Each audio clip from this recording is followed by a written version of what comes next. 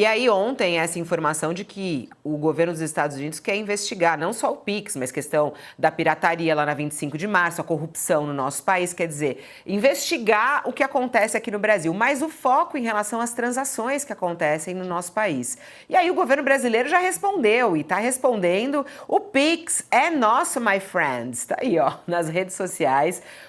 Isso daí é o oficial, é o gov.br. O Pix é do Brasil e dos brasileiros. Parece que o nosso Pix vem causando um ciúme danado lá fora, viu? Tem até carta reclamando da existência do nosso sistema, que é seguro, sigiloso e sem taxas. Só que o Brasil é o quê? Soberano. É o que escreve o governo Lula. Nada de mexer com o que está funcionando, ok? Eu fico pensando, eles podem se meter no nosso Pix? O que eles estão incomodados com o nosso Pix, professor? Veja, o Pix, ele é um bem público que foi produzido pelo que há de melhor no nosso Serviço Público Federal, que está no Banco Central. É uma construção que atravessa vários governos e ele é, de fato, uma inovação que, novamente, é reconhecida. Quem for ler o relatório do FMI, eu novamente convido quem estiver aqui para ler, é um relatório muito bom, muito profundo, vai ver o papel que o Banco Central tem tido em inovação financeira. O Pix é uma ferramenta revolucionária que vem diminuindo o custo de transação, vem permitindo que o governo brasileiro produza aquilo que é mais importante, que é a inclusão financeira. Então, não é impressionante, nem me surpreende que ele cause ciúmes, principalmente aqui nos Estados Unidos, em que o sistema bancário é mais regionalizado, as transações não são tão fáceis de fazer como no Brasil. Isso pode surpreender quem tem uma visão talvez muito idílica aqui dos Estados Unidos, mas eles não têm um sistema parecido, como o Pix, que é tão rápido, que está trazendo novas modalidades, e isso, Fabíola, já tomou a atenção de praticamente todos os países na América Latina que querem ter o Pix em casa, querem fazer, né, esse sistema de pagamentos instantâneo, rápido, que democratiza o acesso ao sistema de pagamentos nacional. Então, eu entendo, evidentemente, que isso possa causar inveja, mas eu acho que, novamente, a cooperação entre os países é muito mais produtiva e o Brasil está aberto a compartilhar essa tecnologia, né? O presidente do Banco Central, Gabriel Galípolo, é sempre instado por outros países a compartilhar essa tecnologia, a falar sobre ela em fóruns internacionais. Então, eu não vejo qualquer razão para que esse avanço brasileiro deixe de ser reconhecido e, ao contrário, o Brasil seja visto como uma liderança numa área tão fundamental que é a de pagamentos instantâneos. E olha que boa notícia, eu acho que a gente deve, nesse caso, como brasileiros, né, reconhecer que a gente produziu isso, e isso ecoa mundo afora, e eu acho que é uma experiência que precisa ser compartilhada e democratizada com o mundo. André, você está morando em Washington, é um brasileiro vivendo aí no epicentro do Império Laranja, né? Eu queria aproveitar o seu olhar de especialista para ter uma noção do que está se passando aí. Essa irracionalidade do Trump inspira dois tipos de objetivos, né? A prioridade do resto do mundo é sobreviver ao Trump. E a prioridade dos Estados Unidos deveria ser domar ou até se livrar do Trump. O que eu queria saber é se você, com esse olhar de especialista, nota no ambiente doméstico americano alguma reação. A inflação está com viés de alta aí, as empresas americanas estão lidando com a turbulência nos seus processos de produção. Nota algum movimento doméstico no sentido de domar, de refrear o Trump? Ou é cedo para dizer isto? Não, isso ocorre, a gente consegue perceber diariamente como as instituições americanas vêm resistindo aos avanços, né, da gestão Trump. Isso é discutido cotidianamente aqui, Josias. E, de fato, eu acho que como o Brasil passou por esse processo de teste das instituições, os Estados Unidos também vai passar por isso. E o que a gente tem visto é um ataque multidimensional a várias áreas da organização do Estado americano.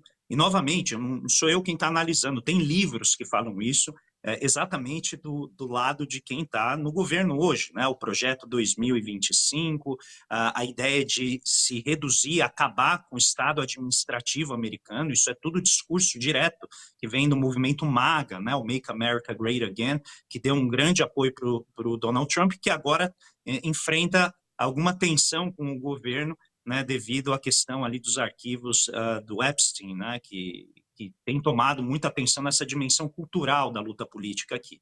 Então, é evidente que as instituições vêm resistindo. A gente acompanha agora uma investida da administração Trump sobre a independência do Banco Central americano, que é um bastião aqui da sociedade americana, ou seja, é praticamente impossível, na visão deles, você questionar essa autonomia que o Banco Central tem.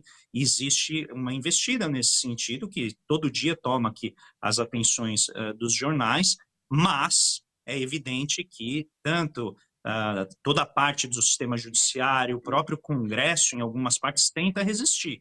Mas a gente tem que reconhecer que a força da gestão Trump é muito grande. Eles têm conseguido emplacar muitas medidas que eles desejam, mas, evidentemente, o resultado demora a aparecer, porque há muitos processos contra a gestão Trump que estão sendo julgados pela Corte Suprema, há resistência que vem do próprio mercado de títulos, tá, Josias? Ou seja, quando o Trump ele inicia um movimento em determinada direção, o mercado de títulos reage imediatamente.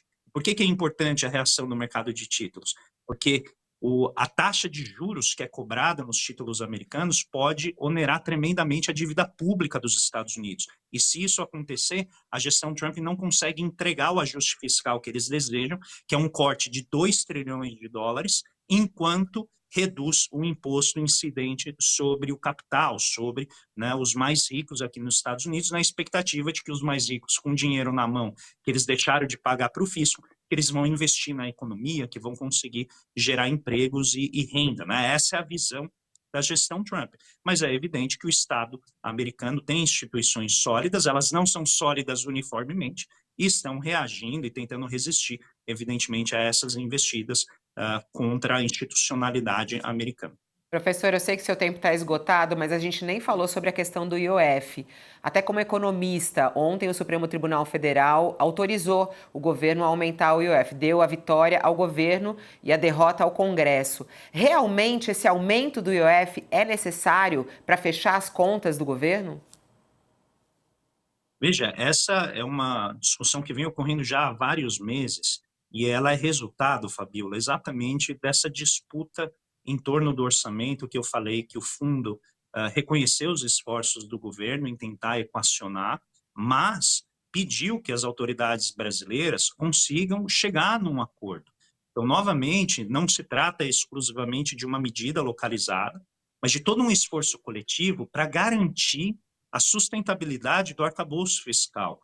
Então, uma regra, ela só tem valor, evidente, se todo mundo respeita a regra. Se não existem, de maneira sistemática, né, ataques sobre a sustentabilidade e a viabilidade dessa regra. Então, o IOF, evidentemente, do ponto de vista do governo, implica uma parte desse ajuste fiscal, implica uma dimensão regulatória desse imposto, e o governo vem tentando, evidentemente, defender o marco fiscal na medida em que ele confere para a sociedade inteira uma estabilidade, uma previsibilidade e uma transparência sobre esse regime fiscal que o governo está tentando emplacar.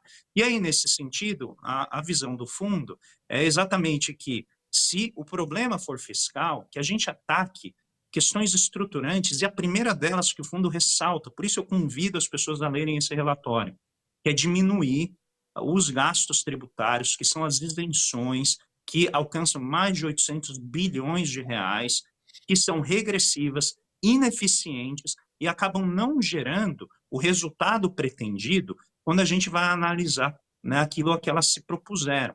Então, o IOF é apenas um pedacinho de um problema muito maior que, evidentemente, precisa ser equacionado. Nesse sentido, da minha posição aqui, eu não acho que o Congresso perdeu, não acho que o governo ganhou. O que eu acho que aconteceu foi que uma medida que o governo tinha o direito de tomar, ela acabou sendo reconhecida parcialmente pelo Supremo Tribunal, né? Se eu não me engano, o risco sacado, que era uma parte da incidência, acabou ficando fora dessa reabilitação do IOF, mas, novamente, é parte desse debate que a gente precisa enfrentar de uma maneira sóbria, com responsabilidade, e, no meu entendimento, aquilo que eu tenho acesso às autoridades brasileiras, tanto o Congresso quanto o governo vem tentando chegar nesse acordo. E é o que a gente espera, que se consiga equacionar esse problema fiscal olhando para frente.